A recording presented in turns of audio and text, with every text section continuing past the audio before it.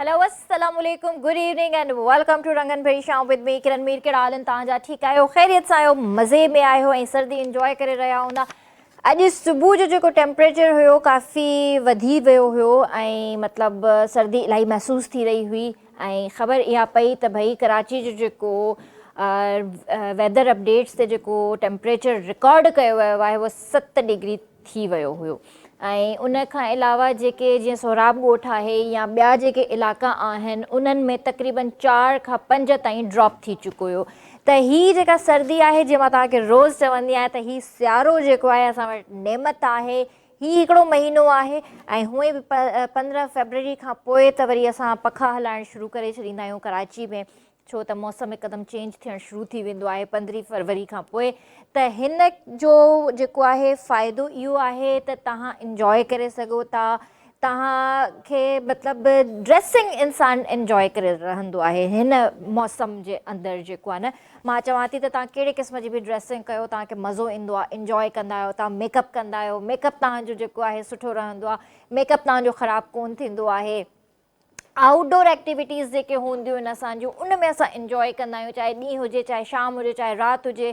असां ॿाहिरि वेंदा आहियूं, घुमंदा फिरंदा आहियूं पंहिंजी फैमिली सां, फ्रेंड सां, या त वरी हस्बैंड वाइफ पाण में वञनि, ॿार वञनि त इंजॉय कंदा आहियूं। ऐं गर्मियुनि में, सख़्तु गर्मियुनि में कंहिंजी दिलि ई कोन चवंदी आहे ॾींहं जो ॿाहिरि निकिरण ते। शाम जो इंतज़ारु कंदा आहियूं त सिजु लहे त पोइ जेको आहे असां ॿाहिरि निकिरूं, पर उन में बि गर्मी जॾहिं तमामु घणी हूंदी आहे त आउटडोर कोई वेहंदो ई कोन्हे। हर कोई प्रिफर कंदो आहे त भई इंडोर वञूं, AC वारी जॻह ते किथे वेही करे मानी खाऊं या लंच कयूं या डिनर कयूं। सो इहो हिकिड़ो अलाह जो निज़ाम आहे ऐं अलाह ई इन्हनि खे बहितर सम्झी सघे थो। सो मां चवां थी त हीअ नेमत आहे, हिन नेमत जो फ़ाइदो खणो, इंजॉय कयो हिन सर्दी खे। ऐं महीने खां पोइ इहा जेका तव्हांखे सर्दी मिलंदी न, 80,000 जी तव्हां बिल भरींदा न, पोइ तव्हांखे इहा मिलंदी, यानी AC जी सूरत में मिलंदी। सो बसि इहो आहे त पंहिंजो तमामु घणो ख़्यालु रखो ऐं जेको आहे पंहिंजे घर भातियुनि जो बि तमामु घणो ख़्यालु रखो। उन खां अलावा अॼु जेको आहे वर्ल्ड टाइपिंग डे आहे। वर्ल्ड टाइपिंग डे अॼु मल्हायो पियो थो वञे। तव्हांखे पाण खे ख़बर आहे त टाइपिंग जेको आहे, टाइप राइटर्स जेके हूंदा हुया, केतिरा मतिलबु अंग्रेज़नि जे दौर खां वठी इहे आहिनि। ऐं जंहिं महिल अंग्रेज़नि जो दौरु हूंदो हुयो उन टाइम बि टाइप राइटिंग थींदी हुई, टाइपिस्ट हूंदा हुया ऐं टाइप राइटर्स उन्हनि जे ऑफिसिस में, घरनि में, हर जॻह ते मौजूदु हूंदा हुया, जिते हो पंहिंजा टेलीग्राम्स जेके चइजनि, ख़त जी सूरत जंहिंखे चइजे, या पैगामात जीअं पहुचाईंदा हुया पंहिंजे अफ़सराननि खे या पंहिंजे फैमिलीज़ खे। त इहो दौरु उन वक़्त खां हलंदो हलंदो हलंदो हलंदो हलंदो हाणे कंप्यूटर जी सूरत में अची पहुतो आहे। हाणे टाइपिंग जेका आहे उहा असां कयूं था, पंहिंजे मोबाइल में बि कयूं था, असां कंप्यूटर्स में बि टाइपिंग कयूं था, पर टाइपिंग जेका असुलु जेका टाइपिंग जेका आहे उहा टाइप राइटर जेके हूंदा हुया, टाइप राइटर मशीन्स जेके हूंदियूं हुयूं उन में जेके असुलु टाइप राइटिंग थींदी हुई उनजी ॻाल्हि ई पंहिंजी हुई।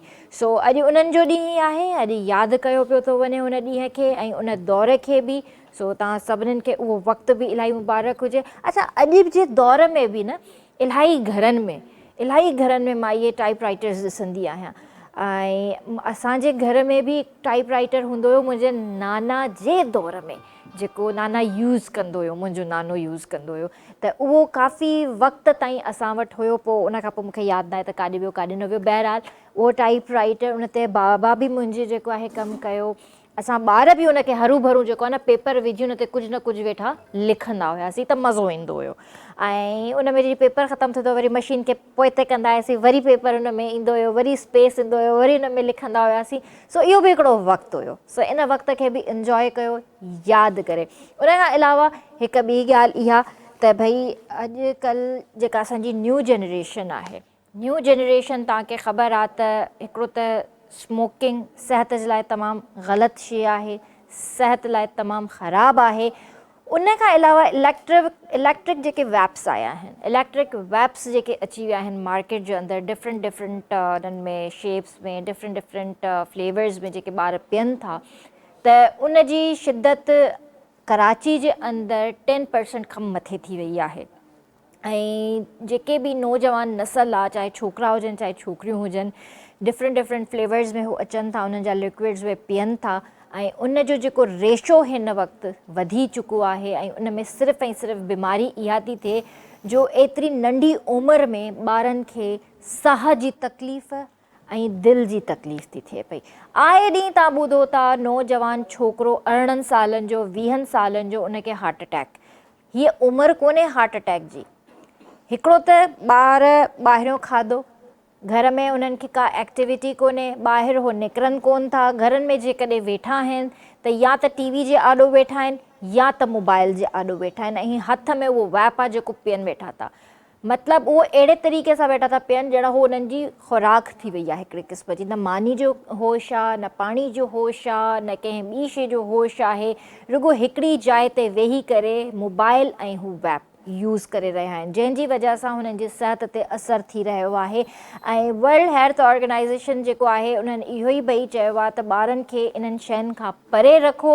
ऐं बराए महिरबानी करे जेकॾहिं तव्हांजी फैमिली में ख़बर आहे त तव्हांजो ॿारु इन एक्टिविटी में आहे ऐं तव्हांजो ॿारु इहो पीए थो, त बराए महिरबानी ॿार खे आदत कोन कढंदो ॿारु या एतिरी जल्दी आदत, पर कोशिशि कयो त घटि यूज़ करे। अवल त हीअ ॾाढी ख़राबु शइ आहे, असां उन्हनि खे जेको आहे हिकदमि बि उन शइ तां हटाए नथा सघूं, छो जो हिकदमि हटाईंदासीं त तॾहिं बि तबियत ख़राबु थींदी।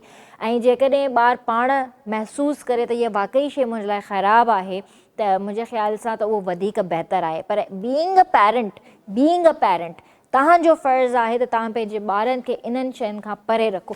हिकिड़ो त निंड तमामु घणी अहम आहे। निंड ॿारु जेसीं ताईं, चाहे वॾो हुजे चाहे नंढो हुजे, जेसीं ताईं तव्हां पंहिंजी निंड पूरी न कंदा, तव्हांजो जेको बि निज़ाम आहे सिहत जो, उहो सही तरीक़े सां नथो हली सघे। निंड जेका आहे अलाह साईं इन ई करे ॾिनी आहे इंसान जे लाइ बहितरु, इन ई करे मुफ़ीद आहे त जेकॾहिं हू 8 कलाक बि निंड करे थो या 8 कलाकनि खां पोइ उथी करे हू पंहिंजे रोज़गार ते निकिरे थो या पंहिंजे कंहिं बि कम ते वञे थो, त हू मेंटली ऐं फिज़िकली जेको आहे न फिट हुजे। त हिकिड़ो त निंड तमामु ज़रूरी आहे, उन खां पोइ पंहिंजी खाद खुराक जेका आहे उहा तमामु ज़रूरी आहे। ऐं हिन मौसम में त भई ऑरेंजिस बि आहिनि, कीवी बि आहे, एप्पल्स बि आहिनि, इलाही फ्रूट्स आहिनि जेके तव्हां पंहिंजे ॿारनि खे खाराए सघो था। जीअं त तव्हांखे ख़बर आहे त ॿार खे जेकॾहिं का शइ नथी वणे खाधे में, त तव्हां उन्हनि खे फ्रूट ऑफर कयो, ॿारनि खे फ्रूट चाट ठाहे ॾियो। ऐं उन फ्रूट चाट जे ज़रिए तव्हां ॿारनि खे जेकॾहिं प्रोटीन ॾियो त प्रोटीन वधीक सुठो आहे। प्रोटीन जे लाइ तव्हां ॿारनि खे उन्हनि में छोला जेके आहिनि, काबली छोला जेके थींदा आहिनि, उहे बॉइल करे ऐं उन चाट में विझी करे ॿारनि खे जेकॾहिं खारायो, त मां सम्झां थी त तव्हांजो ॿारु मेंटली फिज़िकली तमामु घणो फिट रहंदो। सो इनशाला मूंखे उमेदु आहे त तव्हां इहे सभु शयूं कंदा ऐं तव्हां पंहिंजी बि सिहत जो ख़्यालु रखंदा ऐं पंहिंजे ॿारनि जी बि सिहत जो ख़्यालु रखंदा। अॼु थोरो असां लेट थी विया आहियूं, पर इहे टेक्निकल इशूज़ हलंदा रहंदा आहिनि। पर थोरी देरि में तव्हांखे ॿुधायां थी त असां सां गॾु गेस्ट केरु आहिनि ऐं अॼु असां ज़बरदस्त कचेरी कंदासीं, डेली कंदा आहियूं पर अॼु बि कंदासीं इनशाला, पर थोरी देरि में। असां सां गॾु इनायत भाउ बि आहे, सो इनायत भाउ खे बि मां सलाम कंदमि। अस्सलाम वालेकुम इनायत भाउ। वालेकुम सलाम। कीअं आहियो? ठीकु आहियो? तव्हां ॿुधायो ख़ुशि आहियो? मां बिल्कुलु ठीकु आहियां। तव्हां ॿुधायो तव्हांजी तबियत कीअं आहे? ठीकु आहियो? शुक्र अल्हम्दुलिल्लाह। कीअं पियो गुज़रे नओं साल? ज़बरदस्त। सुठो पियो गुज़रे? अञा त ख़ैर शुरूआति आहे। ख़ैर सां अॼु 8 तारीख़ थी वई आहे ऐं अल्हम्दुलिल्लाह अलाह जो शुक्र आहे त ॾींहं सुठा पिया वञनि ऐं हाणे त आहिस्ता आहिस्ता ॾींहं वॾा थींदा था वञनि पिया। बिल्कुलु। हूअं त 6 बजे जीअं ऑफ थींदो हुयो मां ॿाहिरि निकिरंदी हुअमि सफ़ा ऊंधी थी वेंदी, पर हाणे जेको आहे थोरी रोशनी हूंदी आहे, घर पहुचण ताईं सफ़ा ऊंधी थी वेंदी आहे। पर हाणे आहिस्ता आहिस्ता ॾींहं बि वधंदा था वञनि पिया। ऐं कमकार तव्हांजो कीअं पियो हले? ऑफिस खां अलावा जेके तव्हांजी ॿाहिरि जेके एक्टिविटीज़ आहिनि, शोज़ वग़ैरह आहिनि, उहे तव्हांजा कीअं पिया हलनि? ज़बरदस्त। सुठा पिया हलनि? माशाअल्लाह। ऐं माशाअल्लाह तव्हांजी भाणेजियुनि जी बि शादी हुई हाणे दिसंबर में हुई मुंहिंजे ख़्याल में। कीअं रही? मज़ो आयो ॻोठ वञी? ॻोठ में मज़ो ईंदो आहे न? हुते ॾाढो मज़ो। त सर्दी बि इलाही हूंदी मुंहिंजे ख़्याल सां। बिल्कुलु। सर्दी इलाही हुई। हितां कराची खां वधीक हुई? कराची का तो ईअं सम्झो 50% 60% मिला ओ इलाही हुई ज़बरदस्त। त इहा जेका सर्दी आहे न, मां उहा ई ॻाल्हि कई सवेर बि त भई हिन सर्दी खे इंजॉय कयो हिन सर्दी खे, मज़ा वठो हिन सर्दी जा, ऐं गरम गरम कपिड़नि पाइण जो मज़ो वठो, गरम गरम खाधे खाइण जो मज़ो वठो, इंजॉय कयो ऐं ॿियनि खे बि इंजॉय करायो। सो वठंदासीं ब्रेक ऐं जल्दी हाज़िर था थियूं।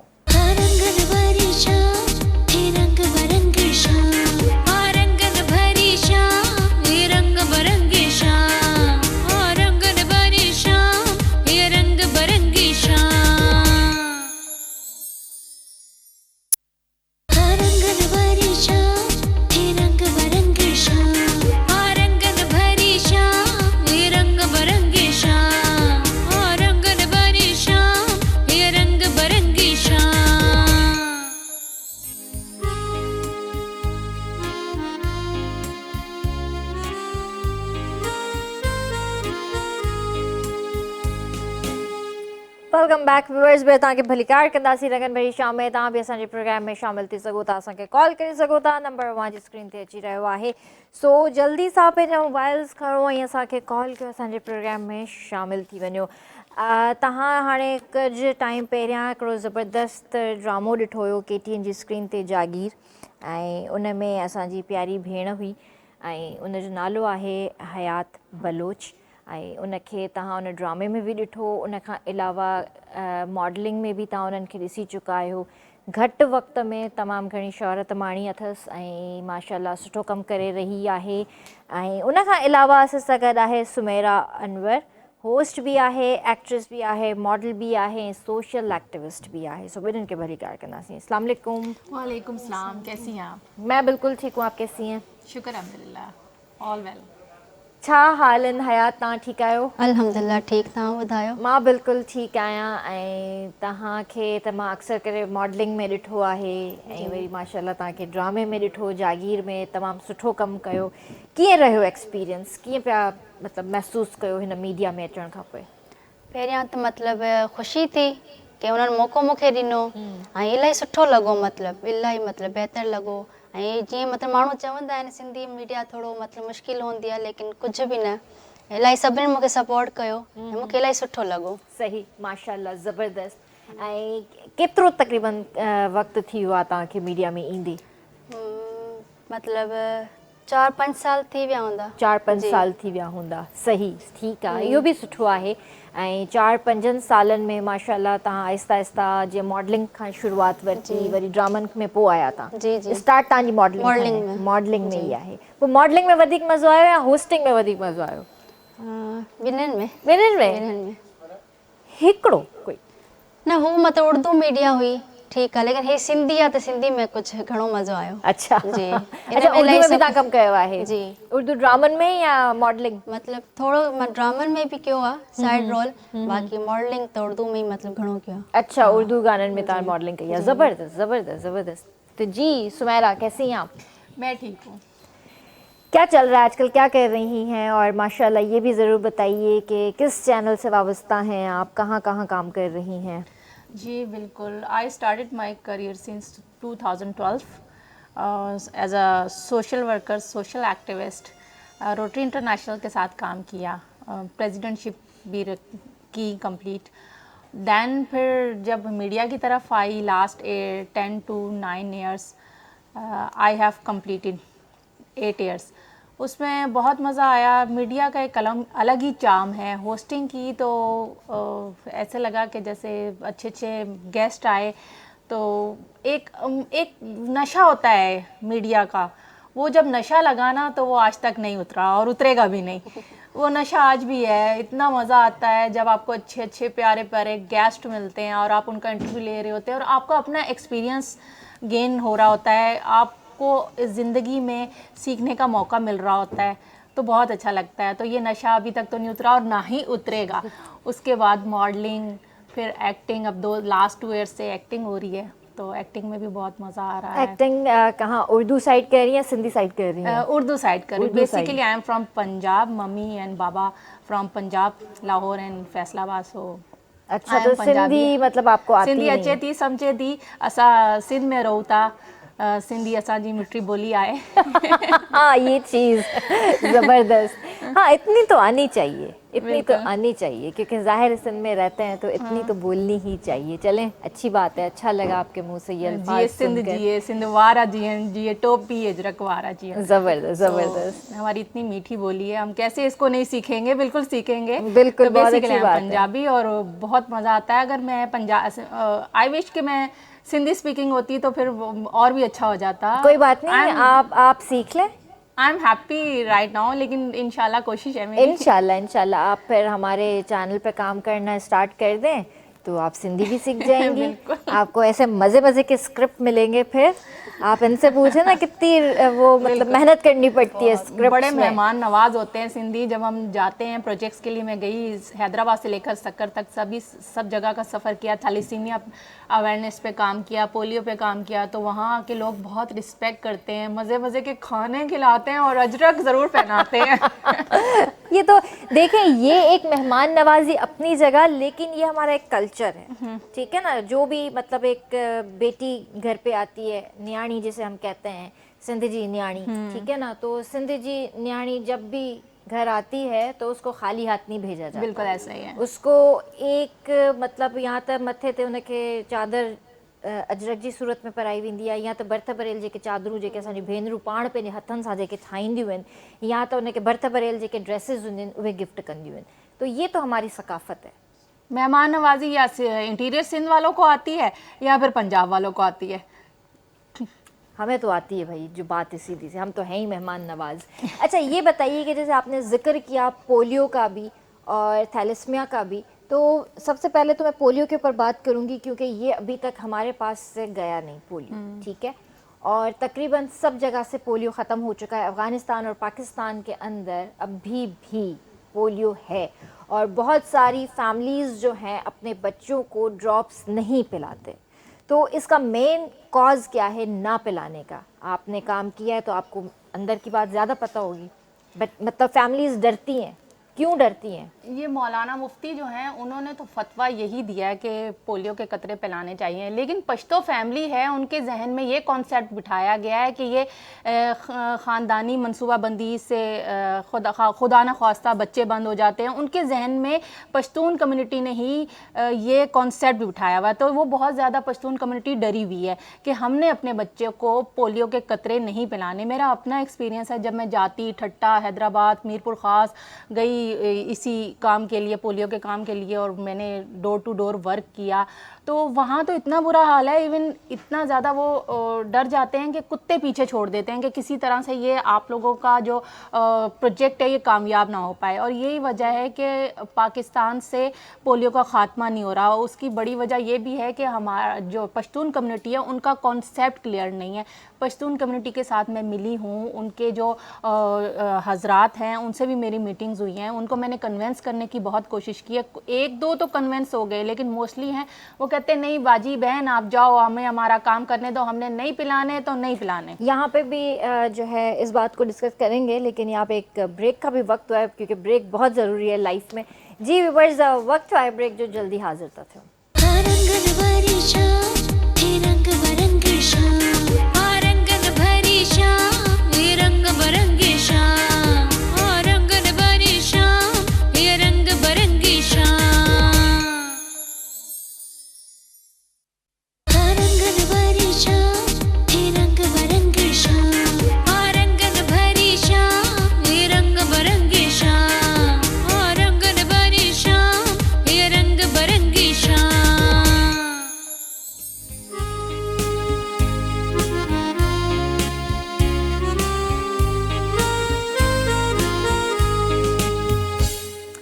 तव्हांखे भलीकार कंदासीं रगन भरी शाम में। ऐं तव्हां बि असांजे प्रोग्राम में शामिल थी सघो था, असांखे कॉल करे सघो था। ऐं हींअर असांखे जॉइन कयो आहे परवेज़ अहमद साहब, योगा टीचर आहिनि एंड थेरेपिस्ट आहिनि, योगा प्रैक्टिशनर आहिनि। सो उन्हनि खे भलीकार कंदासीं। अस्सलाम वालेकुम सर।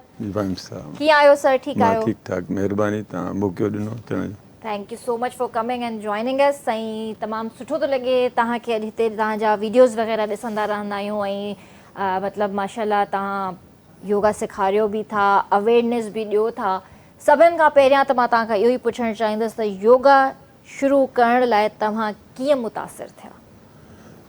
ही पाणे स्पॉन्टेनियसली माण्हू जो थी बि वेंदो आहे, पर जेकी 92 खां मुंहिंजो हिकिड़ो दोस्त हो मूंसां गॾु हो ट्रेनिंग में, उन शुरू कई त मुंहिंजे लाइ उहा नई फील्ड हुई। एक्चुअली योगा त तमामु पुराणी आहे, 10,000 साल बि पुराणी, पर उहो कंसेप्ट जॾहिं उन सां वेठो उहो प्रैक्टिस करे पियो उन किताब, त उन मां मुतासिर थियुमि। मां हूअं जो स्पोर्ट्स में आहियां त मां हिन फील्ड ते जेको आहे ॾिसां कीअं थियो, उन खां मां मुतासिर थी पोइ शुरू कई। सही, पर सर योगा करण जे लाइ तव्हांजी बॉडी खे इलाही फ्लेक्सिबल हुजणु खपे, ज़रूरी त आहे। जीअं तव्हांजी बॉडी प्रॉपर स्ट्रेच करे। हा बिल्कुलु, ही ईअं न आहे त तव्हां यकदमि को बि पोस्चर कयो। हिन जे लाइ जेकर तव्हां योगा स्टार्ट कई त स्टार्ट में तव्हां 5 मिनट्स खां खणी करे 2 आवर्स ताईं वञी सघो था। 5 मिनट्स कीअं कंदो, पहिरियों हिन में जेको अंग संचलन हिकिड़ो लफ़्ज़ आहे योगा जो, अंग मीन्स बॉडी आहे, संचलन मूवमेंट, उन में वार्मिंग अप जेको थींदो आहे, जेको बॉडी खे कीअं वार्म अप कजे, त उहे पूरी प्रैक्टिस आहे हेड खां वठी टो ताईं। उन में जॾहिं तव्हां थींदो तॾहिं पूरे खे पूरो तव्हां थींदो। पोइ फ्लैक्सिबल बॉडी तॾहिं थींदी जेसिताईं तव्हांजी प्रैक्टिस, योगा जी लैंग्वेज में हिन में आहे त अभ्यास, तव्हांजी प्रैक्टिस केतिरी हद ते, अभ्यास जेकॾहिं तव्हांजो न हूंदो पोइ आहे त तव्हां वरी इंटेंसिव प्रैक्टिस ते कीअं वेंदो, जेका तपस्या आहे। इंटेंसिव प्रैक्टिस ते जॾहिं तव्हां ईंदो त अभ्यास ई इंटेंसिव प्रैक्टिस जॾहिं थींदी तॾहिं तव्हांखे फ्लैक्सिबिलिटी मिलंदी। फ्लैक्सिबिलिटी 1 डे ते अचीव न थींदी। थी सघे थो तव्हां को बि पोज़ कयो, मिसाल के तौरु सीटेड फॉरवर्ड बेंड या स्टैंडिंग पोजीशन में फॉरवर्ड बेंड कयो त अधु बि अची सघे थो, पर जॾहिं उनखे पश्चिमोत्तानासन चवंदा, त पर उहो तॾहिं थींदो आहिस्ता आहिस्ता थींदो जॾहिं हिननि मसल्स खे ख़बर पवंदी एतिरो वञिणो, पर उहो is a concept of exercise न आहे। त तव्हां एक्सरसाइज़ जे करे न आहे, उन में ईअं आहे त तव्हांजी अवेयरनेस बॉडीअ जे कहिड़े कहिड़े पार्ट में, छो जो तव्हां फील कयो त तव्हांजे कहिड़े पार्ट में का चेंज अचे थी। चेंज में नेगेटिव चेंज बि आहे, पॉज़िटिव बि आहे। नेगेटिव चेंज ईअं थी सघे थो बॉडी हर्ट करे, त उते तव्हांखे स्टॉप करिणो, उहा बि चेंज आहे। पॉज़िटिव ईअं त जिते तव्हांजो मसल हो उहो रिलीज़ थी वियो आहे, इहा पॉज़िटिव। बॉडी में हर क़िस्म जी चेंज ईंदी इन करण सां। सही, अच्छा इन में ब्रीदिंग एक्सरसाइज भी आहे? ब्रीदिंग एक्चुअली योगा में त एक्सरसाइज़ जो लफ़्ज़ आहे ई न। एक्सरसाइज़ मीन्स एफर्ट आहे, तव्हां कोशिशि कई, एक्सर्ट द एफर्ट। पर ब्रीदिंग जेको आहे इन में हिकिड़ो वन ऑफ द पार्ट आहे। योगा में जेको डिवाइड थियल आहिनि, मुख़्तलिफ़ जेके बुक्स आहिनि उन्हनि खे हिन खे जेको सिस्टम खे जेको योगिक सिस्टम, एक्चुअली लफ़्ज़ योग आहे, योगा बि न आहे। इन योग में 8 लिम्स, जेको पतंजलि योग सूत्र आहे, जेको क्लासिकल जेको बानी आहे, उन जे हिसाब सां तव्हांजा 8 लिम्स आहिनि, 8 माना पार्ट आहिनि। पहिरियों आहे त यम means what is not to be done. ॿियो आहे डूज़, नियम माना तव्हांजे रहणी सहणी। टियों आहे आसन, जेके पोस्चर, जेको असांजे जेको बि माण्हू आसन ते पोस्चर कंदा आहिनि। पोइ चौथे में जेको ईंदो आहे प्राणायाम, जंहिंखे तव्हां ब्रीदिंग जो लफ़्ज़ चयो, उन में बि मुख़्तलिफ़ क़िस्मनि जूं आहिनि। पंजो फिर आहे त तव्हांजो प्रत्याहार मीन्स विड्रॉल ऑफ सेंसिस आहे। पोइ आहे धारणा मीन्स कंसंट्रेशन। पोइ आहे ध्यान मेडिटेशन। आख़िर में आहे तव्हांजी अल्टीमेट, जंहिंखे समाधि चवनि था। सही, तव्हांजो योगा जो पसंदीदा पोज़ कहिड़ो आहे? मां छाकाणि त मुख़्तलिफ़ क़िस्मनि जा पोज़ कंदो आहियां, पर जेके असां चवंदा आहियूं त 2 पोज़ जेके आहिनि सभिनी जे लाइ उहे कनि ज़रूरी, छाकाणि तव्हांजी बॉडीअ जी स्टेबिलिटी ईंदी, ऐं उन्हनि जो तव्हांजी अलाइनमेंट ईंदी। उहो आहे ट्री पोज़, जंहिंखे विक्षर आसन चवंदा। ॿियो चवंदा आहियूं ताड़, हा ॿियो आहे ताड़ आसन, जंहिंमें बिल्कुलु स्ट्रेट बॉडी हुजे, उन ते तव्हांजी बॉडीअ जी अलाइनमेंट। इहे स्टैंडिंग में आहिनि। पर वरी सिटिंग में जेके तव्हांजा पोज़ हूंदा, जंहिंमें तव्हांजो मिसाल वकर आसन आहे, स्पाइनल ट्विस्ट आहे, त उन जे लाइ बि चवंदा आहियूं। ॿियो जेको मेन आहे अॼुकल्ह माण्हुनि में बीमारी आहिनि, असां चवंदा आहियूं मार्जरी ऐं बितली आसन, माना केट एंड काउ, त जीअं स्पाइन जा इशू जेके आहिनि उन सां रिलीज़ थियनि था, ईअं पसंदि। नॉर्मली सभु चवंदा आहिनि असां शव आसन कयूं, जेको लास्ट अल्टीमेट पोज़ आहे, बिल्कुलु माण्हू पियो हूंदो आहे, त उन में उनखे माइंड खां बि टॉक न करणी आहे ऐं हिन बॉडीअ सां टॉक करणी आहे। स्टैंड स्टिल पोज़ीशन में रहणो आहे। अच्छा, बिल्कुलु स्टैंड बीठो हुजे? न शवासन में बिल्कुलु लेटियल हुजे फर्श ते। ओके, सही। अच्छा, ट्री पोजीशन जेका तव्हां चई, त मुंहिंजे ख़्याल सां हिन जी बॉडी पोस्चर खे बि इलाही फ़ाइदो मिलंदो? बिल्कुलु, है न? बिल्कुलु। इलाही फ़ाइदो मिलंदो। जॾहिं तव्हां शुरू कंदो कोल्डनेस खां वठी वरी ख़तमु बि तव्हांखे कूलनेस ते करिणो आहे। जीअं कूलनेस थी, वार्मिंग अप आहे, वरी आख़िर में शवासन में तव्हां पूरी बॉडी खे सेटल करे बिल्कुल stand still means standing mean बिल्कुल डेड पोज, ये एक्चुअली आहे corpse pose, okay dead man pose. Dead man pose सही। में उन खां पोइ वरी पाण खे हिलाईंदो कंदो जॾहिं उथंदो, राइट साइड ते जेको साॼे हथ ते करवट आराम सां वेही हथनि खे मसाज करे फिर पंहिंजे आइस ते जेको आहे उन एनर्जी फील कंदो, पोइ सही। आराम आराम सां अखियूं खोलींदो। सही सही ठीकु सर, तव्हां सां अञा बि ॻाल्हियूं करणियूं आहिनि, योगा ते बि ॻाल्हाईंदासीं, डिफरेंट शयुनि ते तव्हां सां ॻाल्हाईंदासीं। अच्छा हयात, तव्हां इहो ॿुधायो त तव्हां जागी ड्रामे में माशाल्लाह कमु कयो, उन खां पोइ कोई नयो प्रोजेक्ट तव्हांजो अची रहियो आहे? न फ़िलहाल त सॉन्ग मतिलबु सॉन्ग्स पिया जी, कयो, मॉडलिंग जी, ही कयो पिया? जी जी। ऐं कॾहिं होस्टिंग जो सोचो या अॻिते कुझु कमकार करण जो सोचो आहे? ऑफर त आई आहे लेकिन अञा सोचां थी। अञा सोचियो पिया? जी। हा सुठी ॻाल्हि आहे, टेक योर टाइम। ऐं हर प्रोजेक्ट जॾहिं बि तव्हांखे कोई ऑफर करे थो त उन ते मां सम्झंदी आहियां त फ़ौरन हा न करणु घुरिजे। जी, तव्हां पहिरियां सोची सम्झी। सोचो सम्झी करे, तव्हांखे अगरि बहितरु लॻे थो त हीउ मुंहिंजे लाइ बहितरु आहे प्रोजेक्ट, त तव्हां उन ते ओके कयो, अदरवाइज़ चैनल्स खोड़नि, ऑफर्स खोड़ हूंदियूं आहिनि, सही। त ज़रूरी न आहे त हिकिड़ी ही ऑफर ते माण्हू स्टक थी वञे, या भी सुठी ॻाल्हि है तव्हांजी। अच्छा सुमेरा, ये बताइए कि आप माशाल्लाह जैसे काम भी कर रही हैं, एक्टिंग भी कर रही हैं, मॉडलिंग भी कर रही हैं, तो आपने कौन कौन से चैनल के साथ काम किया है? एज अ होस्ट मैंने अपना जो करियर स्टार्ट किया था, तो मैंने मेट्रो 1 न्यूज़ से इंटर्नशिप की थी 2 अच्छा। Times as a newscaster. अच्छा पीटीवी मेरा फेवरेट चैनल जो है, पीटीवी से रिपोर्टिंग भी की, इंटर्नशिप भी की और काफ़ी टाइम काम किया। अच्छा अच्छा, बहुत मज़ा आया। ज़बरदस्त। उसके बाद फिर कोई चैनल इसलिए ज्वाइन नहीं किया क्योंकि आगे अपना मॉडलिंग का और एक्टिंग का करियर स्टार्ट करना था। सो अपना एक यूट्यूब का चैनल बनाया, उस पे मैंने बहुत ज़्यादा 3 इयर्स होस्टिंग की। Then I back to again modelling last 8 years की थी, बैक हो गई थी फिर। अच्छा तो फिर मॉडलिंग की तरफ दोबारा आई, मॉडलिंग की, मॉडलिंग में गई तो फिर होस्टिंग का टाइम नहीं मिला। मॉडलिंग में लाइक क्या किया है आपने, मतलब आपने रैम्स किए हैं। अच्छा, हम रैम्स टीवी किए। के शूट्स किए हैं, बदर एक्सपो की तरफ से काम किया है, और PC Lahore PC, Karachi PC में जितने फैशन शोज़ हुए उनको रिप्रेजेंट किया। चलें ज़बरदस्त, ये तो बहुत अच्छी बात है।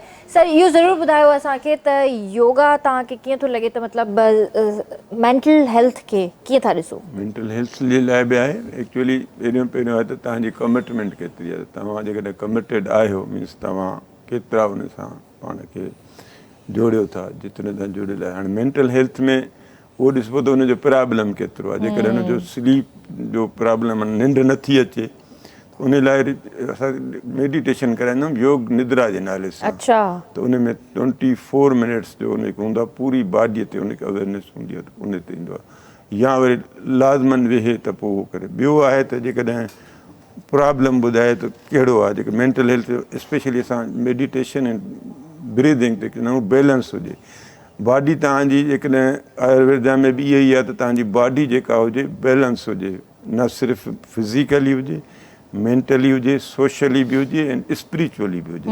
जॾहिं चइनी पॉइंट्स ते बॉडी बैलेंस हूंदी। हाणे नॉर्मली त फिज़िकली माण्हू सेट लॻंदा आहिनि, पर उन में थी सघे थो उनजो मेंटल इशू जीअं तव्हां ॻाल्हि कयो, मेंटल इशू कहिड़ी लेवल जो आहे, कीअं आहे, त उन में अगरि कंहिंखे को अहिड़ो मसइलो मिग्रेन जो आहे त उनखे वरी उहे पोस्चर सजेस्ट कंदा आहियूं जेके उन ते न थियनि। माण्हू त सभु पोस्चर सभिनी ते न लॻंदा हूंदा। एज़ अ थेरापिस्ट इहो ई आहे त भई मिसाल को तौरु हिते वरी असां हल आसन माण्हू कंदा आहिनि, असां मिग्रेन वारे खे मना कंदा आहियूं त हल आसन हुनखे छा करिणो, अधु मथे हल आसन ईअं पोयां हुनजूं टंगूं न लॻंदियूं, सही सही उनखे प्लॉप पोस्चर हल आसन, त इन तरीक़े सां उनजो पोज़ीशन ॾिसबी पियो।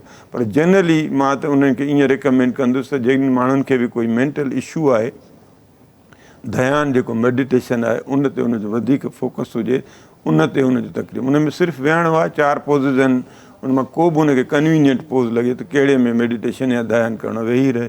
जेको न आहे त कंहिं अहिड़े टीचर सां वेही करे योगा निद्रा, उनजो नालो ई आहे योगिक स्लीप। अच्छा, उनजा ॿई बेनिफिट आहिनि। जेकॾहिं तव्हांखे निंड नथी अचे या निंड घणी थी अचे त ॿिन्ही लाइ उहो फ़ाइदेमंद आहे। सही।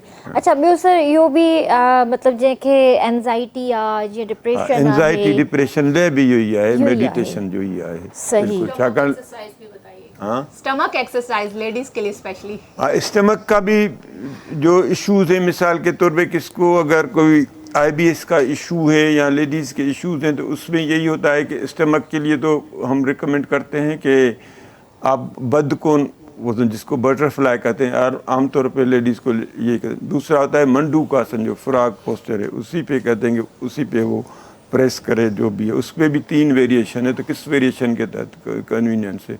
दूसरी बात एक्चुअल ये है कि आपका लाइफ स्टाइल क्या है। जब तक आपका लाइफ स्टाइल सही नहीं होगा तो स्टमक प्रॉब्लम करता रहेगा, तो इसलिए यही होता है। फिर तीसरा होता है गार्लैंड पोज, जो कहते हैं, जिसमें उकड़ू उठ के बैठ के करते हैं, तो वो भी बेहतर होता है आपके जो। और फिर 4 पोस्टर वो हैं स्टमक के लिए भी और टोटली आपको बेनिफिट के लिए। वो 4 पोस्टर हैं, नाम मैं अभी बताता हूँ, वो भी लेट के करते हैं। उनमें न सिर्फ कमर के लिए बेनिफिट है बल्कि पूरी बॉडी के लिए बेनिफिट के लिए आते हैं। सही सही। उसका उन पोजेस का एक तो मकर आसन सामने, लेकिन वो पोजेस भी हैं। सही।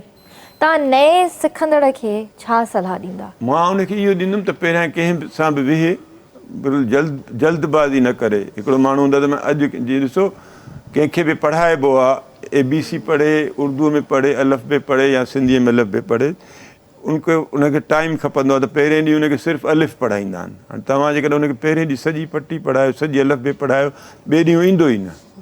फर्स्ट डे ते उहो सिर्फ़ु उन ग्राउंड ते वेही अलाइन करे, माण्हुनि सां करे, वेही चुप करे, छा चाहे ॾिसे हाल अहिवाल। वरी फिर पोइ सेकेंड डेज़ ते ॾिसे, जेका प्रैक्टिस ही अॼुकल्ह काउंट एक्चुअली कंदा आहिनि, काउंट न हूंदो आहे एक्चुअली, ब्रेथ ते कंसंट्रेशन आहे। के माण्हू असां 2-2 मिंट जा बि पोज़ कंदा आहियूं। मिसाल प्लेइंग पोज़ आहे, मां 2 मिनट्स जो कंदो आहियां। पर थी सघे थो जेको नओं आहे या ॿिया माण्हू आहिनि, उहे अधु मिंट जो बि न कनि, बल्कि 5 सेकेंड। 5 सेकेंड बि असां चवंदा आहियूं। असांजे हिसाब सां इहो आहे त लिसन योर बॉडी, तव्हांजी बॉडी चए छा थी। जेकॾहिं उहा कंफर्टेबल आहे, पंहिंजे कंफर्ट ज़ोन में आहे, त ठीकु आहे। अदरवाइज़ ऐं हर माण्हू जो कंट्रोल डिफरेंट आहे। आयुर्वेदा में बि इहो ई लिखियलु आहे, त योग में बि इहो चयलु आहे, डिफरेंट आहे। भली ॿई ट्विन्स छो न हुजनि, उन जो कंट्रोल डिफरेंट आहे, बॉडी जो सेटअप डिफरेंट आहे। ॿार भली केतिरा बि सिमिलर हुजनि।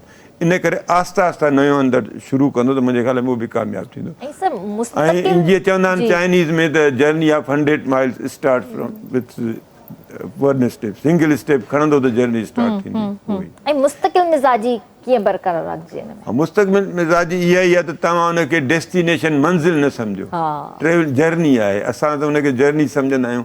जर्नी जो मक़सदु आहे त पोइ तव्हां अॼु कयो त माना सम्झो इहो अॼु जो आहे, सुभाणे वरी तव्हांखे अचिणो आहे। डेस्टिनेशन त वरी ईअं थींदी, भई मूं 5 पोस्टर करे छॾिया, अधु कलाकु थी वियो, हाणे मुंहिंजो सभु कुझु थी वियो। माण्हुनि में इहो मिसनूमर आहे। हिकिड़ो त इहो, ॿियो इहो उन्हनि में आहे त हाणे मां खायां पिया कोन, त मां सन्हड़ो आहियां, इन करे मूंखे त करण जी ज़रूरत न। हीअ तव्हांजी बॉडीअ जा हिन जा जेके बेनिफिट्स आहिनि, हिन में वन ऑफ द कंपोनेंट मां तव्हांखे एक्सरसाइज़, पर रिलैक्सेशन जेको आहे न, हिन मेन कंपोनेंट आहे। Relaxation and flexibility. जॾहिं बॉडीअ में अलाइनमेंट हूंदी त तव्हांजी रिलैक्सेशन बि ईंदी, फ्लैक्सिबिलिटी बि ईंदी, तव्हां बॉडी अॻियां पोयां थी वेंदी। अदरवाइज़ इहो त वेरी डिफिकल्ट आहे। त मां मिसाल असां शोल्डर स्टैंड कंदा आहियूं, सर्वांग आसन, त उहो नॉर्मली ॾुखियो हूंदो आहे, पर उहो इन करे थी वेंदो आहे जो तव्हां फ्लैक्सिबल आहिनि, तव्हांजी कमिटमेंट केतिरी आहे, केतिरो तव्हां पाण जोड़े रखो था। सही। इन सां इहो आहे त रिलैक्सेशन बॉडी खे बि मिले थी, तव्हांजे ज़हन खे बि रिलैक्सेशन मिले थी। आहे ई इहो माइंड बॉडी सोल जी जेको यूनियन आहे, yoga is the union of mind body soul. ईअं न आहे त बसि तव्हां चओ त माइंड बॉडी सोल जी यूनियन आहे। उहो थींदी, महसूसु कीअं थींदी? महसूसु तॾहिं थींदी जॾहिं हिन जी वरी 5 बॉडीज़ जो कंसेप्ट आहे। फिज़िकल बॉडी आहे, पहिरीं तव्हांजी फिज़िकल आहे, जेको मुंहिंजो आहे फिज़िकल आहे। नंबर 2 आहे प्राणिक बॉडी, जेको तव्हांजी ब्रेथ आहे। 3rd वरी आहे तव्हांजी माइंड बॉडी। इन्हनि में जॾहिं यूनियन थींदी तॾहिं त अॻियां वेंदो बिल्स सां पोइ 5हीं बॉडीअ ते। सर, असां मतिलबु ॾिठो आहे अंग्रेज़नि खे त हू नंढे हूंदे खां ई ॿारनि खे योगा स्टार्ट कराए छॾींदा आहिनि। हा बिल्कुलु उते कराइनि था, हिते असां पंहिंजे ॿारनि खे काई बि फिज़िकल एक्टिविटी नथा ॾियूं। बिल्कुलु। असां एक्चुअली हाणे शहरनि में माण्हुनि शुरू कयूं आहिनि, ही हुननि जे सिलेबस में इहो हिकिड़ो आहे। अॻु में जॾहिं पहिरियां स्कूल हूंदा हुआ त हुन में PT जो क्लास हूंदो हो 6 to ऑनवर्ड, हाणे उहो बि ख़तमु थी वियो आहे। Actually PT means physical training.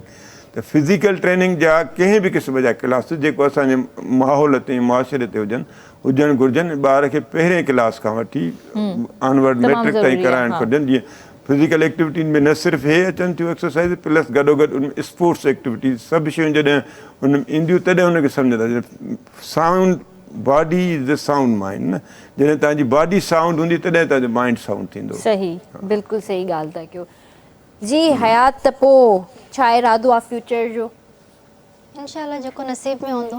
Offer त माशाल्लाह इलाही सुठियूं आहिनि। अच्छा योगा जी ॻाल्हि भले मुंहिंजी फ्रेंड उहे बि योगा कंदियूं आहिनि 4 साल पहिरियां। सही। हुन सां गॾु मां बि तफ़रीह ते वियमि न, मुंहिंजो चलो ॾिसूं, लेकिन मां हफ़्तो पूरो कयो, लेकिन हुन में मूंखे 2 स्टेप मुंहिंजा एॾा ई फेवरेट आहिनि, अॼु बि कंदी आहियां। अच्छा, हा सही। लेकिन न आहिनि ईज़ी आहिनि अगरि दिलि सां माण्हू करे, लेकिन इलाही सुठो लॻंदो। उहो त अॼु बि कंदियूं आहिनि, पर मूंखे अॼु उहे 2 स्टेप अञा बि यादि आहिनि। अच्छा, ज़बरदस्त। त पोइ तव्हां डेली रूटीन में कंदा आहियो या कॾहिं कॾहिं कंदा बसि आहियो? कॾहिं कॾहिं जरा यादि ईंदो त पोइ चलो।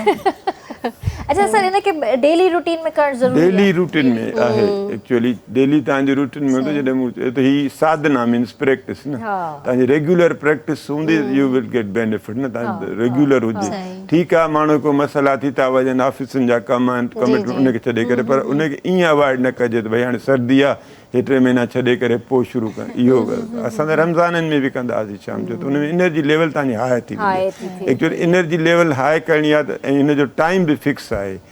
मुख़्तलिफ़नि जो मुख़्तलिफ़ आहे, पर जेको सेटल टाइम आहे त मॉर्निंग में कजे त बहितर आहे। सही सही सही। पहिरियां शुरू में वेंदा हुआसीं त दिलचस्पी हूंदी, कंदासीं। हाणे हे कमु हो कमु, लेकिन वरी बि चवां थी अॼु बि यादि आहिनि, कंदी आहियां उहे स्टेप, मुंहिंजा फेवरेट आहिनि उहे। दादा सुठी ॻाल्हि आहे ऐं कंटिन्यू रखो। जे सर ॻाल्हि करे त हुन सां एनर्जी लेवल बि तव्हांजो सुठो थींदो आहे, फिजिकल ऐं मेंटल हेल्थ बि तव्हांजी सुठी थी थिए, त इन शइ खे कंटिन्यू रखो। आपने कभी इस तरह की एक्सरसाइजेस की हैं? जी मैंने तो बहुत सारी की हैं और मैं करती ही रहती हूँ। सर के लिए बहुत सारे सवाल हैं, अब आप बताइए, इजाज़त दें तो मैं इनसे कर लूँ। बिल्कुल जी। ये बताइए जो लेडीज़ के स्पेशल डेज होते हैं उनमें वो योगा एक्सरसाइज कर सकती हैं? हाँ बिल्कुल, उनके लिए मखसूस पोस्चर्स हैं, वो कर सकती हैं। अच्छा, वन थिंग। सेकंड थिंग कि एक होती है कि डाइट होती है, डाइट आपने बहुत ज़्यादा ओवर कर दी तो आपकी बॉडी ख़राब होगी, आपका पेट निकल आया, आप हेल्दी हो गए। एक तो लेकिन लड़की की शादी नहीं हुई, वॉट एवर, लड़का है लड़की है उसकी शादी नहीं हुई तो उसको एक्सरसाइज करनी है, उसको जिम करना है, ठीक है। एक होता है प्रेगनेंसी के बाद जो पेट निकल आता है उसके बाद, दोनों एक्सरसाइज में फ़र्क है, डिफरेंट फ़र्क है क्योंकि जो प्री नेटल एक्सरसाइजेज योगा की हैं वो अलग पोस्चर हैं, पोस्ट नेटल अलग हैं, और ड्यूरिंग 3 फेजेस होते हैं। Prenatal means during the pregnancy, फिर दूसरा होता है postnatal after the pregnancy, क्योंकि वहीं पे भी वो ब्रेस्ट फीडिंग करा रही होती है तो उसी के लिए। फिर एक दोनों स्टॉप हो जाए, तीसरा किस्म होता है जो आप पूछ रहे हैं, तो इसमें अलग होती है क्योंकि ख्याल करना पड़ता है। प्री नेटल में उन पोस्चर्स के लिए करना पड़ता है, हो सकता है क्योंकि आप अकेले नहीं, अभी 2 है ना, बेबी भी है, तो उसके हिसाब से करने पड़ते हो, किस हिसाब से बैठना है, किस तरीके से करना है, कहीं प्रेशर ना आए बॉडी पर में। इहो चवंदा आहिनि त प्रेगनेंसी में योगा लाज़मी कयो, इन सां त हिकिड़ो तव्हांजो पोस्चर सही थींदो आहे ऐं डिलीवरी ईज़ी थींदी आहे। वो मखसूस जेके पोस्चर्स। फिर पोस्ट नेटल जो है उसमें भी यही ख्याल करना पड़ता है कि किस किस्म के पोस्टर किए जाएं, क्योंकि यू आर स्टिल जो है आप कनेक्टेड हैं, क्योंकि फीडिंग मदर है, तो बाकी फिर नॉर्मल जो होते हैं जैसे आपने कहा वो। हम मॉडल्स को इस चीज़ की एक्सरसाइज की बहुत नीड होती है और ये ना गणेश, हाँ नहीं बिल्कुल। आप जो है देखिए वो जब तक ये एक्सरसाइज कहें या जो भी कहें, तो उसमें आप जब तक इन्वॉल्व नहीं होंगे, खुद उसमें नहीं होंगे, तो वो पोस्चर्स भी नहीं होते और फिर अटेंशन भी नहीं होता जो फोकस के साथ होती है ना। कोई भी एक पोस्चर कर लें, आपका फोकस हो आपकी बॉडी पे। मैंने जैसे कहा कि आप उसमें अवेयर रहें तो आपकी बॉडी में चेंज क्या आ रही है। अगर आपका चेंज का पता ही नहीं है तो फिर तो वही एक्सरसाइज भी बस ये हुआ डम डम करके दोनों, तो आराम से फिर ये जैसे कहते हैं ना स्लो के साथ स्टार्ट कर। जैसे आपने पूछा नए बंदा क्या करे, वो आस्ता आस्ता स्लो से स्टार्ट करे, क्योंकि एक इसमें ये है कि आप स्लो, फिर साइलेंस।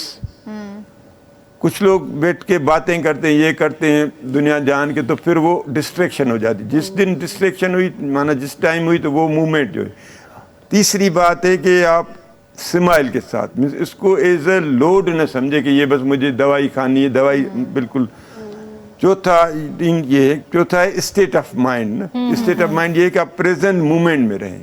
हमारा ये है कि प्रेजेंट मूवमेंट में रहें, एंजॉय द मूवमेंट। जो भी मूवमेंट होती है उसको उसी मूवमेंट में एंजॉय करें, तब आपका ये प्रैक्टिस सही सही सही सही। सर मुराकबो या ध्यान छा आहे? हाँ मेडिटेशन छो ज़रूरी आहे? हाँ इहो असां अधु डिस्कस करे चुका आहियूं। ही मुराकबो या ध्यान जो आहे सतों जेको पतंजलि हिसाब सां 7th लिंब आहे इहो। हिन में ईअं आहे त तव्हां कंहिं बि पोज़ीशन में वेहंदो ऐं कंसंट्रेशन फोकस आहे। पहिरियों हिन में इहो आहे त जेको don't talk with your mind. माण्हू छा कंदा आहिनि त वेठा ईअं मिसाल अखियूं बंदि आहिनि त माइंड सां ॻाल्हाईंदा आहिनि, इहो हिकिड़ो। ॿियो आहे don't interact with the mind, छाकाणि मां वेठुसि ज़माने जूं ॻाल्हियूं अची वियूं। टियों आहे don't communicate with the mind, mind सां कम्युनिकेशन बि तव्हांजी जॾहिं इहे शयूं त पोइ जेतिरी देरि कयो 5 मिंटनि खां शुरू कयो, रिकमेंडेड 24 मिंट आहिनि, उन में तव्हां वेही रहो। पर उनजे लाइ टाइम इहो ई आहे, मेन टाइम आहे त मॉर्निंग जो टाइम आहे, जेको नेक्टर टाइम आहे 90 मिनट्स बिफोर द सनराइज़। तव्हां वेहो ईस्ट साइड ते वेहो, उन ई जॻह ते वेहो, उते ख़ामोशी बि हुजे, साइलेंस बि हुजे, ऐं डिस्ट्रेक्शन ऐं डिस्टर्बेंस न हुजे। पोइ जंहिं बि अंदाज़ वियो, उनजा वरी 4 पोस्चर आहिनि। हिकिड़ो त ईज़ी पोज़ में वेहंदा आहिनि, ॿियो वरी वज्रासन आहे, टियों आहे पर लोटस पोज़ मशहूरु योगा जो आहे, चौथों आहे सिद्धासन।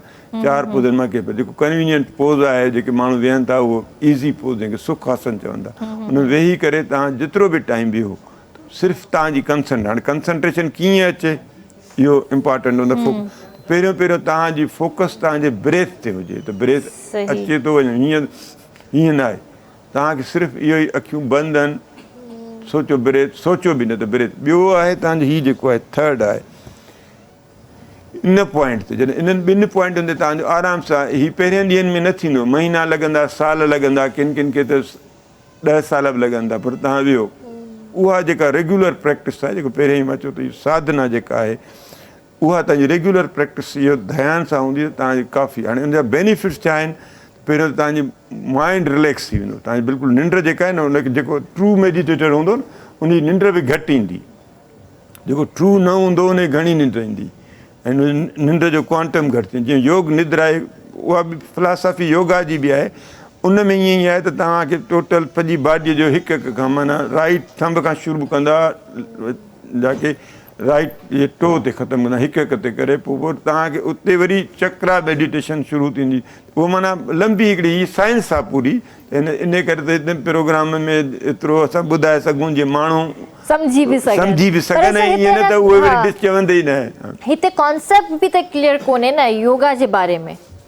कंसेप्ट सवलो आहे, हाणे त माण्हू कनि था, काफ़ी पार्क में कनि था, पर हुननि जो जेको कंसेप्ट जेको मूं ॾिठो आहे या मूंखे सम्झ में अचे थो त हू सिर्फ़ु आसन खे था ॾियनि, एक्चुअली उहो न आहे। पहिरियां तव्हांजो लाइफ स्टाइल छा आहे, लाइफ स्टाइल खां पोइ आसन आहे, पोइ ब्रीदिंग जी प्राणायाम आहिनि, पोइ थोरी देरि लाइ तव्हां मेडिटेशन बि कयो त जीअं पंहिंजे पाण खे रिलैक्स रखो। सही जी सर, हिते वठंदासीं ब्रेक खां पोइ ॻाल्हि कंटिन्यू था कयूं। जी व्यूअर्स, वक़्तु आहे ब्रेक जो, कार्यक्रम जो जल्दी हाज़िर था थियूं।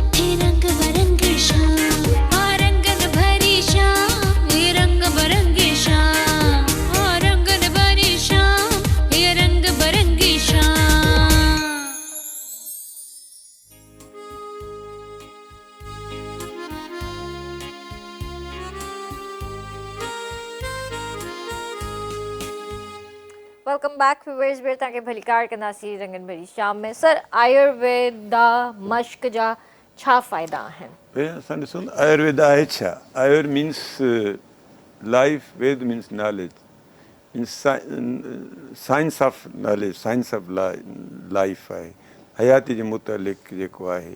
हाणे आयुर्वेद जा फ़ाइदा इहे आहिनि त उहो फुल होलसम एप्रोच, माना टोटल ते आहिनि। काज़ खे न कंदो आहे ट्रीट, माना सबब खे, माना सिर्फ़ु सिम्पटम खे न कंदो आहे, पर टोटल सबब खे डील कंदो आहे त कंहिं नमूने कंहिं तरीक़े सां।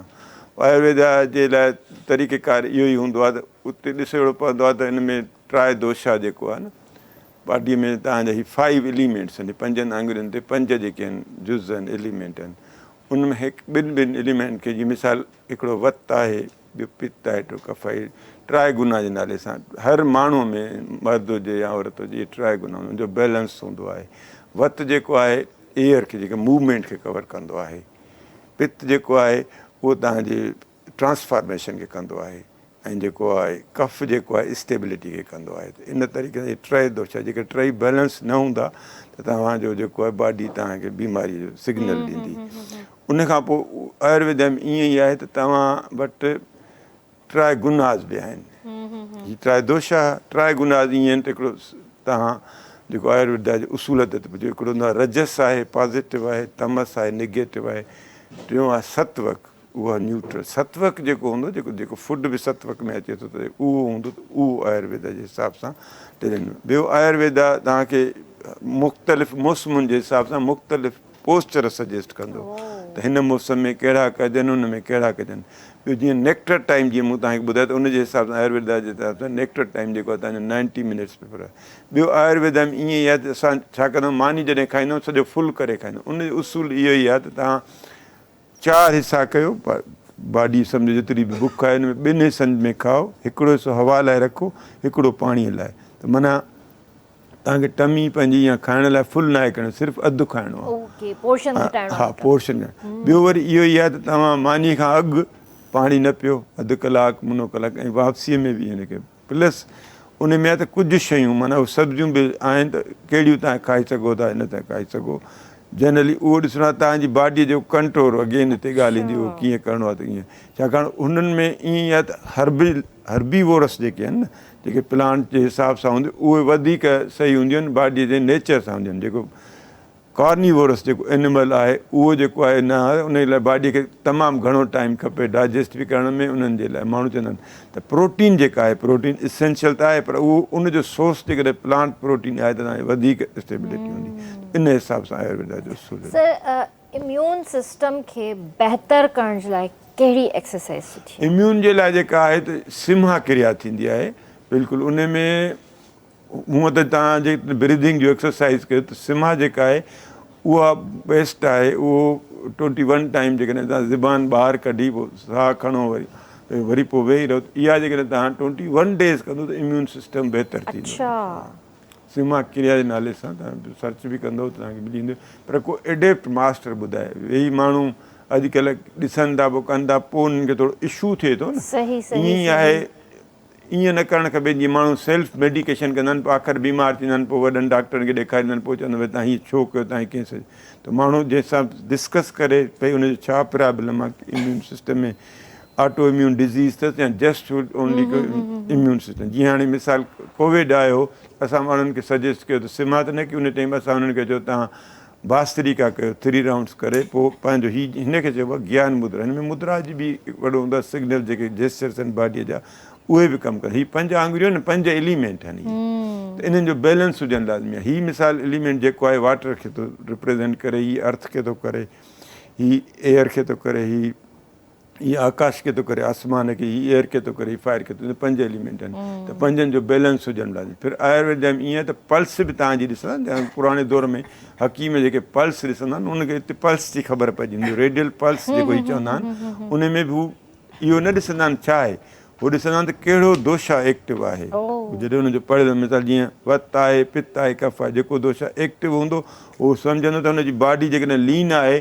त माना उनजो वत एक्टिव आहे त उनखे उन हिसाब सां पोइ उनजी ट्रीटमेंट कंदो पोइ हू सम्झंदो उनखे इन ते बैलेंस जी ज़रूरत आहे। ऐं इहो हर कोई करे सघे थो? न उहो हर फील्ड जा एक्सपर्ट एडेप्ट मास्टर्स हूंदा उहे ई कंदा।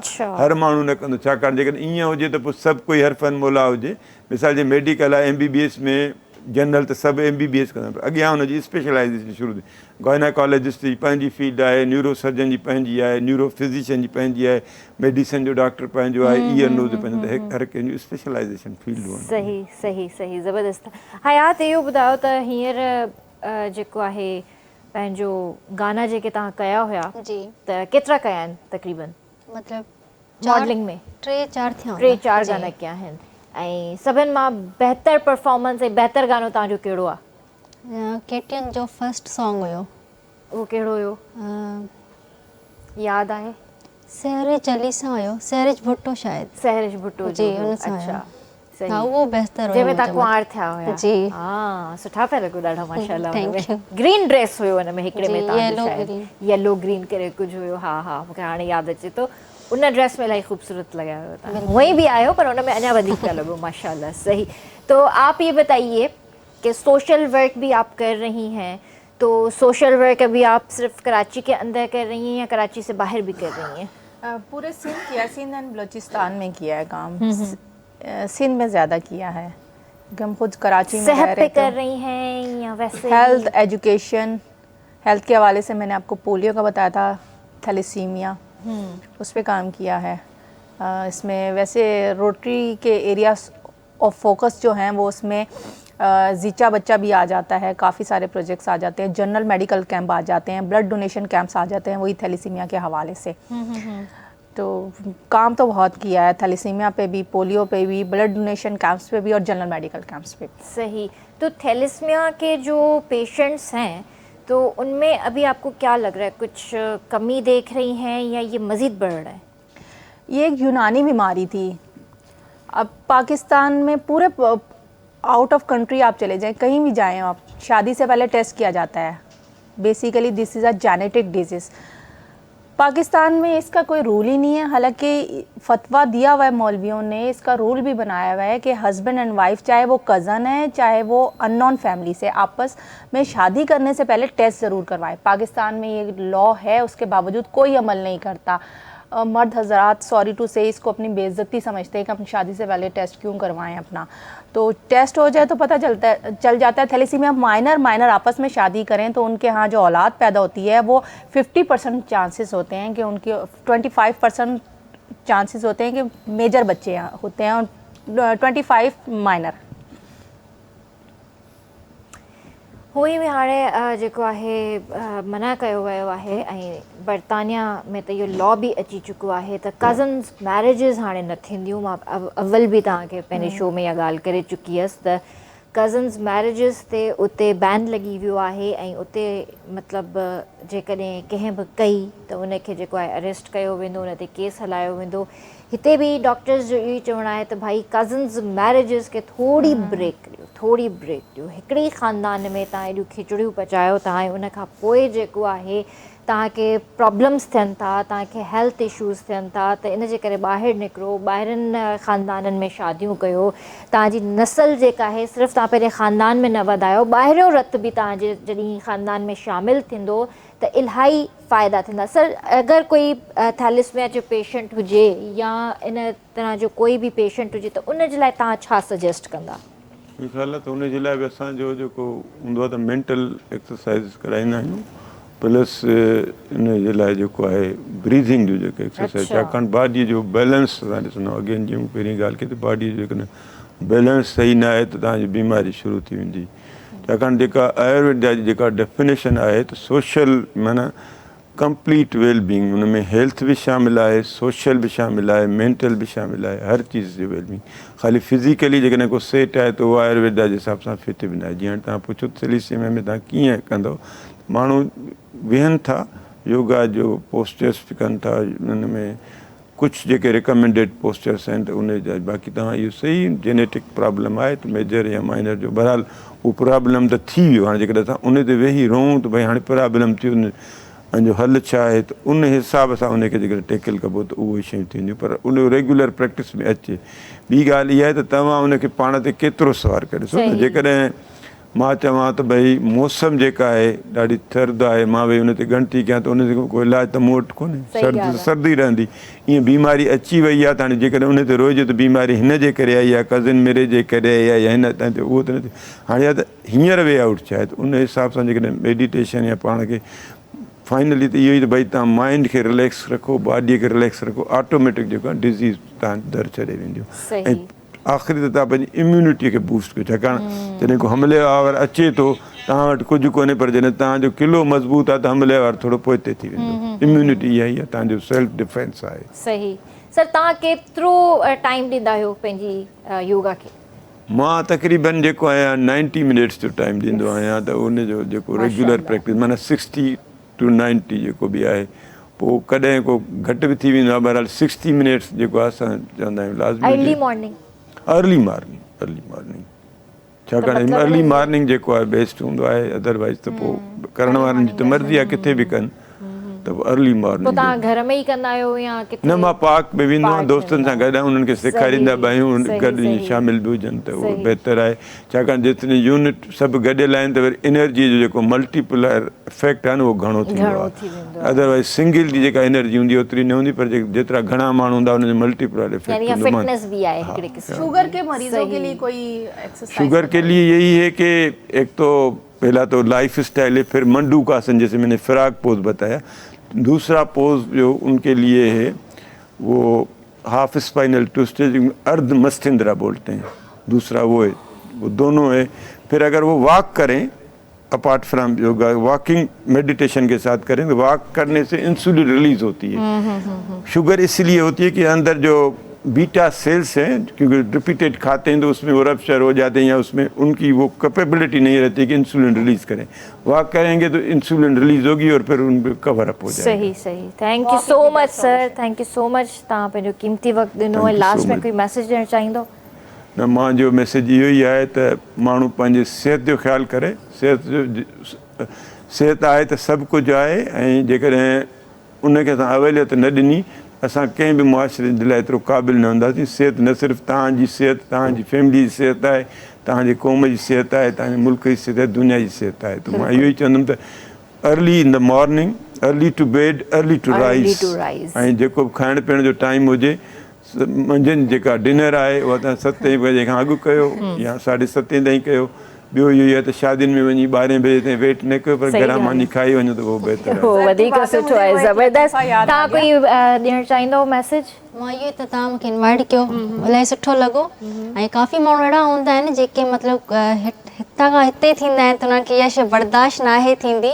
ऐं जेके ख़ासि पंहिंजा जेके हूंदा आहिनि इहे उन्हनि खे थी चवां त दिलि साफ़ु रखो, नियत साफ़ु रखो, तव्हां बि अॻिते पहुची वेंदो। अगरि कोई ख़ुशि आहे त उन ते तव्हां बि ख़ुशि थियो, अगरि कोई बुरो वक़्तु हले थो त तव्हां उन सां बि गॾु सुठे तरीक़े सां हलो। अलाह जे घर में देरि अंधेर न आहे। ज़बरदस्त। ऐं ॾिसो था अॼु मां बि हिते ई वेठी आहियां, तव्हां ॾिसो था, बसि ॾिसंदा ई रहो, बसि शुक्र आहे मौला जो। त बस इहो ई आहे त दिलि साफ़ु रखो ऐं सुठो सोचो, ॿियनि जे लाइ बि पंहिंजे लाइ भलो थी। ज़बरदस्त ज़बरदस्त। आप कोई मैसेज देना चाहेंगी? जी बिल्कुल, मैं मैसेज देना चाहूँगी। Basically I am a social worker, तो एज एन इंसानियत में एक मैसेज देना चाहूँगी। माण्हू सभु न सोना, पखी सभु न हंज। माण्हू सभु न सोना, पखी सभु न हंज। के माण्हू मन अचे, मैं आई एम नॉट सिंधी, थोड़ी सी आप हेल्प कर सकती है।